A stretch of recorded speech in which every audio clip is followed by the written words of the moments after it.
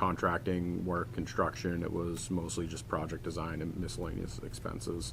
So we anticipate the next warrant to roll through for the facilities project will be a little beefier given the progress they've had down there. And that's everything for tonight. Thank you. In that 5775 print warrant books, that was for the special town meeting? Correct. 5775, okay. Yep. That's print and mail, that's the postage too. All right, I'll make a motion to accept warrant number 2512 I'll second and, that. and facilities project warrant FP 50. I'll second. All right, motion is second. Any further discussion? All's in favor? Aye. Opposed? None. Passed unanimously. Mr. Chair, I'd offer we can carry right on to number 2 on the agenda this evening, if that's agreeable. That is certainly fine. Thank you. First, I'll offer it out there, but there isn't anybody here for public comment, so, but to keep it on the rails, that's what we'll go to next. And then after that, we'll have a follow-up on the past Thursday's December 12th, 2024 special town meeting. And I have to say that it was great to see such attendance. That was, I think that was needed, and that's what we got. And I don't think that evening there was one person under that roof that liked the situation that we all found ourselves in as a result of this this legislation from the state. And along with that, everyone in that room was looking for the best interests of the town. I think some people just had a different way of going about it and getting there. But one thing I'm confident in is that everyone had the town's best interests at heart, and that again is wonderful to see. As far as where we are now, I guess there's a bit of wait and see with some of the elements involved that we're all well aware of at this point. I won't belabor those. But again, the deadline is the 31st of this month. I don't know what much is going to change quickly, but again, we'll wait and see. And going forward, we're going to continue to direct the town administrator and his office to, continue to seek the funds that we need for our needs as they come up. And, so nothing's going to change as far as I can see going forward. And that's pretty much it. I don't know if anyone else had anything else they wanted to add. I just actually have a question on the first warrant article regarding ADUs. When do we think the AG will finish her review of that language? In terms of what we propose? Yes. So Jackie and Anna, our new planner, submitted the Form 7 to the clerk's office today. So Jackie, I don't know if you'd like to speak to that a little bit. Sure, so we've done our follow-up that we were required to do, and I turned in a significant amount of documentation to the town clerk's office today. She has even more work to be done, so I'm not sure, and I don't want to speak for her on her timeline for when she will have everything turned into the state. There's a significant amount of documentation that goes into it, and then the AG's office typically takes their time in reviewing things for accuracy. So I would say at some point in the new year. Typically for a May town meeting, we see results from the AG's office in July or August. I don't know if that'll be reflected with it because it's a special, but there's been a lot of folks with zoning this fall, so Yeah, the probably only similar. reason why I'm asking is the ADU law becomes, on the state side, becomes live in February. And do we think that we will be hearing back by then? And secondly, given our changes plus what we've seen promulgated by the state, I think it might make sense at some point, probably with the town planner and the, the town planner and the building commissioner to kind of put together maybe probably with council's assistance, kind of like a ADU 101 document of like what you have to do, and have on our website at some point. Yeah, good idea.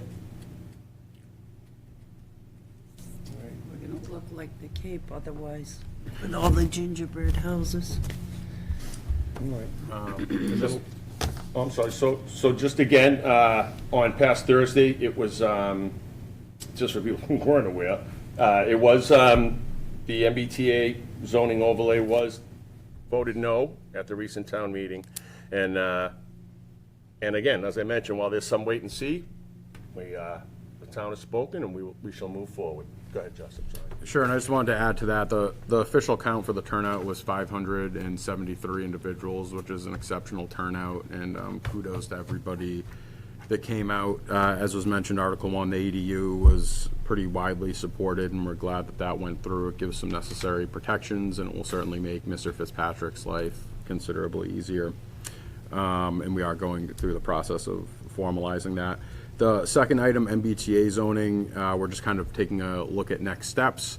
Obviously, that item failed. You know, I'll say outright congratulations to the no folks. Genuinely, I think a good piece of this job is listening, and I think that was certainly a humbling experience. So we appreciate their feedback. But with that said, there's still work to be done. And you know, first thing the next morning, we sat down compiling a list of what are some of the items that we need to take into consideration, what has happened to other communities in terms of how are we notified about any potential lawsuit with the state, what are our next steps there. We've been having conversations with legal counsel. We've also been keeping an eye on the SJC case. That's a little bit more of a wait and see. Hopefully within the next few weeks, we'll see what comes of that. Best case scenario, in terms of our present position, it would be struck down. I don't feel that's likely. I didn't feel it was likely going into Thursday, and my thoughts on that haven't changed. But as Attorney Tallerman referenced, there may be opportunities to either delay implementation. If they push it back a year, for example, and we can still keep the $2 million grant for the intersection, that's great. It's a win-win. And so those are just some of the things we're looking at right now. And then, you know, in terms of a broader sense, and to echo what Chair Cassiotis said, you know, that was obviously a contentious conversation. And I think the difficulty being that everybody wanted what was best for the town, but there's just disagreements about the best way to go about doing that. And so, you know, for me moving forward, just trying to approach that with grace, you know, taking the second no vote to heart, but also trying to find ways to put the town in the best possible position it can be in a financial standpoint, still, you know, going for grants, not as leverage, but just to make sure that we're pulling in every dollar that we possibly can. There are still some grants that we qualify for outside of the MBTA issue, so we're going to be taking a hard look at that. And that's where we're at. So we'll continue to provide updates to the public. And as always, there are hundreds of different issues in town. This MBTA was just one of them. And so I'm always happy to work with anybody on any issue in town. My door is always open. And, you know, that 573 was the third highest town meeting attendance in the last 30 years. Wow. The only two that exceeded it was the second vote, the second and third votes on the new Howe Manning. Or the attendance in June of 21 that approved the municipal complex was much less than 573. Amazing. And I suppose in that sense, from a community outreach standpoint, we're coming up on a tough budget year, and I don't mean this in a tongue-in-cheek way. Genuinely, I hope all those people who are plugged in for the MBTA zoning issue tune in for the budget this year and see some of the challenges that we're trying to deal with, because we need to fix that as a community. It's a community effort, and all the help we can get would be appreciated. Anyone else? Thanks. No, I don't have anything. All right. Next, we'll move to item number 4, which is the final appropriation, reconciliation, and finance director memo that we have. Thank you, Mr. Chair. So to run through it really quick, Finance Director Wood couldn't be here this evening, but she did put together a very brief and tight memo highlighting some additional funds that are rolling around. There is $5,000 earmarked for administrative expenses, and then about $576,000 each for the Essex to Bush water looping project and the Liberty Street water looping project. And so between, well, mostly those two items, but 3 items total, that soaks up a majority of the uncommitted funds for ARPA. The remainder is $34,307.63. The recommendation from Sarah, and it's one that I share, is to just put that towards either one of the water main looping projects or put it towards the municipal project to decrease the amount of, the final number of additional debt we'll have to ask for. We have contracts for the 2 water looping projects, so Correct. additional funds shouldn't be needed there. So let's put it to the municipal complex. So, Go ahead, Brian. one of the questions I was going to have on the water projects, so the Essex to Bush and the Liberty Street. So I see that they've done some paving of the area that's been completed. Is there additional paving that's going to be done in the spring for that as part of the, as part of the contract, or something that's being done as part of Chapter 90? It may be a little bit of a blend. Ultimately, they may have to lean on the enterprise account as well, but you're correct in your assumption that what they're doing right now is temp paving for the trench. You want to let it settle for Yeah, a it's gonna season, settle, and then okay. you'll do a final pave. So the reason why I was asking is, I didn't know if it was worth taking the 34,000 and change, instead of putting it in the Essex and the Liberty projects, actually put it into Chapter 90 for additional paving on those roads. The goal is to spend it down, have it like tied up and contracted by the end of this calendar year. Or we, So that- if it's that'd be a not little under tricky. contract, we lose We it. lose it. Does it have to be used by the end of this year? It has to be contracted. By the end of this year, that was in the original Yeah. appropriation? So, I mean, the only things, more paving isn't in those. I mean, whatever paving is in there is in there. We can't increase the paving, requirements to give more funds towards. Is that correct? Correct. So really, the only viable one is the municipal complex that keeps on going. Yeah, I mean, the only thing I could think is they're still actively doing the work if they run into a situation with a change order, but that would be a pretty tremendous change order. Chair Cassiotis was out in the field the other day, Yeah, I I was think, when gonna say, things so- went sideways on one of the pipes, so, yeah. What they ultimately, they finally went to test the pressure, let's get in the weeds real quick. The existing end valves that were in there were found to be, antiquated enough that it was smart to pull them out, which wasn't in the original contract. But I don't think that's $34,000 for, or was it? Well, if we put 34,000 Could we split into it? those 2 contracts and it's not needed, what happens to it? It would get turned back And we would lose if we it. didn't spend it, yeah. Yeah, put it in something that we can guarantee it'll be In the spent. municipal, it doesn't have to be earmarked for a specific part of that project? You can just throw it at the project? Yeah, ARPA's kind of unrestricted, so you can go ahead and put it towards really any expense in town. And if I may, on the municipal campus, if you were to appropriate it to the municipal campus tonight, I would be amending the accounts payable warrant tomorrow morning, because we do, to Justin's earlier point, we're gonna have a significant accounts payable warrant next week for the facilities project, so we would just spend it right away, because we Before don't. any other dollars? Correct, because the goal is to bring that 9 million down, so I would actually go and change how we've already appropriated the accounts payable. Mr. Chairman, I move that we approve the remaining uncommitted funds of $34,307.63 to be allocated towards the municipal complex construction project. Second. All right, motion and second, any further discussion? No. All in favor? Aye. Opposed? None, passed unanimously. Thank you. And we do not have to take a vote on the remaining balances that are there because those are already committed? Correct. Okay, thanks. Okay. All right, in this time of year, again, we're gonna continue on with a review and a vote on some annual licenses for liquor, common victualler, et cetera. Jackie, do you have? Go ahead, the rec. Yes, Mr. Chair, so there is a list in front of you tonight of the outstanding licenses. So the first part of the list are the licenses that are to be approved by this body pending final inspection and proof that taxes have been collected. There are 4 businesses that we are working to help get their licensing work completed, but they will not, the earliest at this juncture that they could come before this body is your January 7th meeting.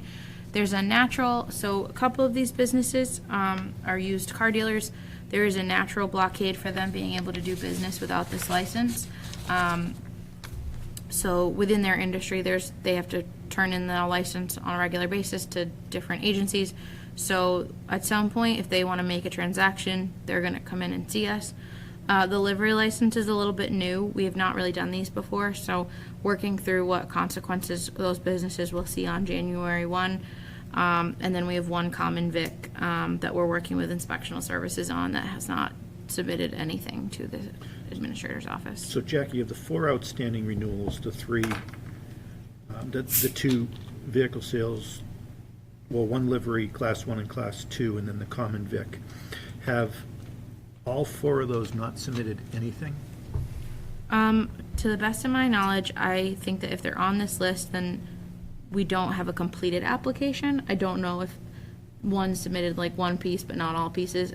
I just know that these folks are not anywhere prepared to have this body vote on them tonight. Okay, so what I would say is if you do not, my recommendation to the board is if the administrator's office does not hear from them by the end of the calendar year, then any action that happens after then must also include, prior to any action by this board, their in-person appearance before the board. I agree with that. I'm sorry, was that a motion or just a statement? That sounded like a motion. Okay. I'll second that motion. All right, any further discussion? You have a motion and a second? Aye. All in favor? Aye. Opposed? No. Passed unanimously.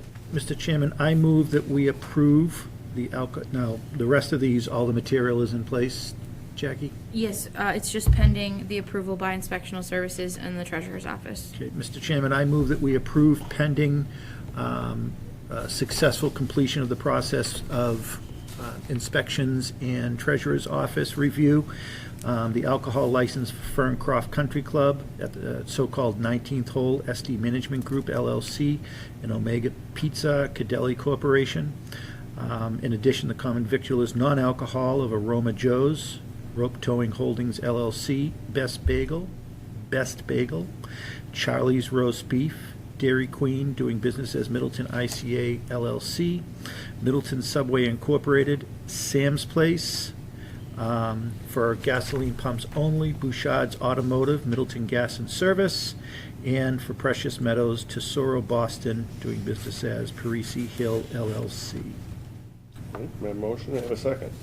We have a motion and a second. All in favor? Aye. Opposed? None? Okay. So remaining, we have, what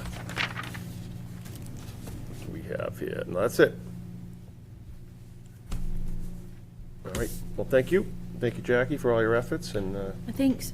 Huge thank you to Chantel Banbury, who started in our office right in the middle of licensing season. She joined our team at the worst time of the year to be doing her position, and she's handled it really well. It's a lot to learn and a lot to do, so huge thank you to her, because this is a hard thing to learn and do the annual renewal at the same time. She's crushing it. She's doing a really good job. She's very good with customer service. When people come in, they feel welcome. Yeah, She good. welcomes, she's very good at that, and that's the face of our town, so that's great. Great. Great. So, thank you. Thank you to her as well. Okay, and now we got appointments for Recreation Commission. Caitlin Chianca. Mr. Chair, if I may, Ms. Chianca couldn't attend tonight, but in the packet on the website, there is a talent bank application and a resume for her. I am also passing along that the co-chair of the Recreation Commission is recommending this appointment. They've been down a member for quite a while, and our Recreation Commission are a busy board. They spend a lot of volunteer hours helping put on the programs and events that they do across town. So based on that recommendation of the co-chair, they are hoping to have this member appointed. Unfortunately, she was not available to come on a Tuesday evening to join your body. And that was the input from the Recreation Commission themselves? Yes, co-chair Michelle Criasi had reached out to seek this appointment for this person after we'd already received the talent bank application. Mr. Chairman, I move that we approve Caitlin Chianca as a member of the Recreation Commission for a term through June 30th, it 27? What's on? the- 27. 27. Okay, we have a motion. Do I have a second? Second. I have a motion and a second. Any further discussion? All those in favor? Aye. And opposed? None? Welcome and thank you very much, Caitlin Chianca, for your volunteer efforts for the Recreation Commission. All right, and item number 7, going to be an acceptance of donations. 2,000 for the Middleton Food Pantry from the Torres Family Charitable Trust, and accept a transfer of funds and donation from the Library Board of Trustees, both separate items and donations. Mr. Chairman, I move that we approve with thanks the $2,000 to the Middleton Food Pantry from the Torres Family Charitable Trust. Second. We have a motion and a second. Any discussion? All in favor? Aye. Opposed? None? Passed unanimously. Thank you. And the second item would be to accept a transfer of funds and donation from the Library Board of Trustees. $146,260. One more time? if you please. 146,260 and no cents. And that goes directly into our general fund? No. Where is it being Where's it go? transferred into? Well, We discussed this before. about 46.5% is the B.F. Emerson Fund. That started with an initial donation of $10,000 in the 19 teens, with the income of which was to fund library expansion, major renovation, or unforeseen emergencies. So that amount of money will have to go into a separate That'll go account. into that'll go into a special revenue account or a revolving fund? It's a gift account. Gift and donation account. Okay. And then 23.5% is the Emerson Fund, not to be confused with the B.F. Emerson Fund. And that was, the initial gift was $12,000. And again, with the same purposes. So again, that goes into another gift account. And the remaining, about 30%, were donations given to the library trustees, well, given to the library for the benefit of the library. So they still has to be kept separate because it can only be used for library purposes. And, So I have a question. So the third one, the last one. So if the trustees found a worthy use, not for the whole thing, but for, say, $5,000, they could just by a vote, take it and spend it? Correct. Yeah, any of this money. Okay. You know, it's not subject to town meeting appropriation. Just like when we accept a gift to the COA, we never see that account as a funding source for anything. The COA directors have the discretion to spend that money. so the two Emerson funds, Yeah. are they only to be, is the principal supposed to remain intact and only the revenue Yes, so- utilized? Yeah, for the B.F. Emerson, only over 10,000 can be spent. For Emerson, only over 12,000. Okay. So it cost it, so now that it's in the town's possession, let's say 8 years from now, there's all new library trustees, new library director, how are we assured that they would be always aware of this money? Well, the current trustees are aware, the library director is aware, and it would be. Finance director is aware. Finance And director. be in unusual circumstances, if in one fell swoop, all the trustees turned over and the director turned over. So it will be, But it probably won't be talked about each year, it's It will not, actually be on their monthly budget reports. okay, So- that's, okay. because they- the state aid, Okay. number that the trustees can spend is on that report Right. now. Okay. These amounts will be. I could on that. imagine there could be a 10-year period where none of this money's accessed, and it's not that all the trustees get changed at once, Yeah. 2 leave, 2 years later, 1 leaves, and then all of a sudden, it's 10 years later, and nobody that's here today is there, and nobody's really, I just don't want it to get forgotten. Yeah, it won't, because it will always, you know, in their quarterly reports that we Even- get okay. from Sarah, Uh-huh. these It'll will be be on there. one of the lists of accounts of money. But the trustees don't see that. Yeah, but the point is that somebody will still know, and, you know, if somebody here knows, you can tell them. You know, Well, the the trustees trustees will see it get that now, as right? part of, the trustees will get that as part of their They get it bi-weekly monthly. meeting, monthly. So, there is a mechanism of, Because they see it monthly now. Once this They is still transferred, will. they'll still see it. in a Okay. different format. Okay. You know, instead of a treasurer's report, it's on a report that the director Okay. gives. All right. Okay. And are there any, like, continuing contributions to that? Or is that? No. That was Just interest income. That was just interest sitting money in that. That was local. You know, I mean, as far as was able to determine, there hadn't been any recent donations, you know, in the last, I don't think the last 5 years. So a lot of this money has been sitting around for a very long time. But if there had been, it would go into what we're establishing, where we're putting this money now. Yeah, Like- I mean, if somebody wants to give money for the benefit of the library, you know, it depends on, you know, how they express their desire. You know, if they say, you know, contact a trustee, say, I love the library, I want to, you know, give $5,000, you know, to benefit the library. The trustees or the director, depending on who's approached, should tell that person, well, you can give it to the Friends, for instance, or to the town. And to whoever you give it to, make sure that you state the purpose that you want, whether it's, you know, to plant, you know, flowers, you know, on the grounds, or to buy books, or to maintain, you know, the stained glass windows. The only exception to the trustees holding money is if somebody says, say, you know, I give the trustees $5,000 for them to use for the benefit of the library, then And that's- then the that's donor is for them specifically to saying, use. trustees, you hold the money.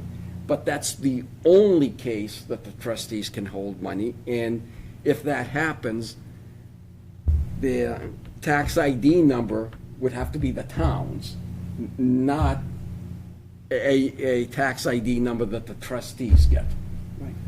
So that the auditor of the town knows of the existence of that money. Not since, for 30 years, the auditor hasn't known the existence of this money because all the accounts have been on a tax ID number not belonging to the town, but belonging to the trustees. Had dollars been expended at all in recent time from these two funds? Not in the last 5 years, Okay. but prior to that, yes. Okay, I'm Mr. surprised Chairman, I move they that we accept didn't a go dormant, with, you know, on that list of dormant accounts. In the bank. They've moved money around. okay. Yeah, most of the money was in a Fidelity brokerage account. Mr. Chairman, I move that we accept a transfer of funds and donations from the Library Board of Trustees in the amount of $146,260. All right, a motion, do we have a second? Second. We have a motion and a second. All right, all those in favor? Aye. Opposed? None. Passes unanimously. Thank you, Costa, for Yeah, thanks. the explanation on that. And good, good find.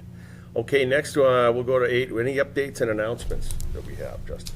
I don't recall if I mentioned it at the top of the meeting, so forgive me if I'm repeating, but a huge thanks to the town clerk and all of the staff that help make town meetings happen. It's a lot of work, and it requires a lot of coordination.